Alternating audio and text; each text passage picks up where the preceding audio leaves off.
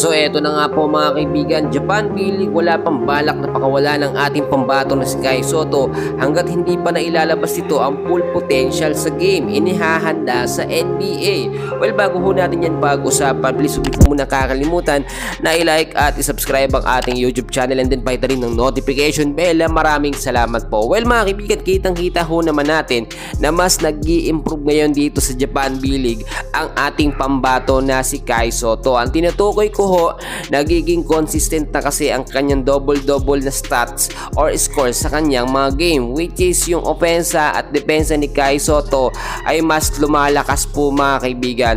Well, ayon na rin sa ating mga nakuhang update, ang Japan B-League po no ay walang balak pa muna na pakawala ng ating pambato na si Kai Sotto hanggat hindi nito ay lalabas ang kanyang full potential sa game. So malaki naman na talaga ang pinagbago ng ating pambato na si Kai Sotto. Mas maliksi na siya ngayon, talagang mas alisto at mas gumagalaw talaga mga kaibigan. Hindi po siya nagpapabaya, which is very advantage po yan. Kung titignan natin kung ready na ba siya sa NBA, well para sa akin ay handang-handa na nga po. Pero ang Japan B-League ay talagang concern at inaalagaan po ang ating pambato na si Kai Sotto. Hindi nila ito hahayaan na magkaroon agad-agad ng bigla ang mga kontrata no, or offer dito sa NBA hanggat hindi pa nito na ilalabas ang kanyang full potential. Siyempre, karangalan po no, pangalan ng Japan B-League ang dadali ni Kai Sotto dahil yun ang huling nilaruan niya kung sakaling makuha siya sa NBA.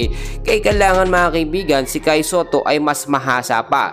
Bibigyan ko ho kayo ng example. Si Yuki Kawamura sa Japan B-League ho talaga yan naglaro at nakilala mga kaibigan. Katandem ng ating pambato na si Kai Sotto. Sabihin na natin na magkaibang lahi sila pero hindi agad pinakawala ng Japan B-League no, or pinull out at binigyan ng pagkakataon na maglaro sa NBA si Yuki Kawamura hanggat hindi po nito na ilalabas ang kanyang full potential. Siyempre, gusto ng Japan B-League na makilala din sila maliban dito sa NBA no, pinakamataas po na liga yan. Ganun ang ginagawa nila sa ating pambato na si Kai Sotto. Hindi naman na iba sa Japan B-League ang performance na meron si Kai Sotto mga kaibigan, which is kung titignan po ninyo ilang mga ex-NBA player na ang nakatapat ng ating pambato at talagang kayang-kaya niya pong makipagsabayan. Nakita natin no, kahit nga po ang ilang mga kilalang veterano na po no, yung mga retired na player mga kaibigan ay talagang sinasabi na si Kai Sotto ay dapat magkaroon na ng kontrata. Inaasahan din natin ngayong 2025 ang posibleng appearance lamang ni Kai Sotto ay dito nga po sa NBA Summer League, which is 100% sure po yan mga kaibigan na mabibigyan siya ng offer sa mga kilalang NBA teams. Isa na nga po dyan ang Indiana Pacers.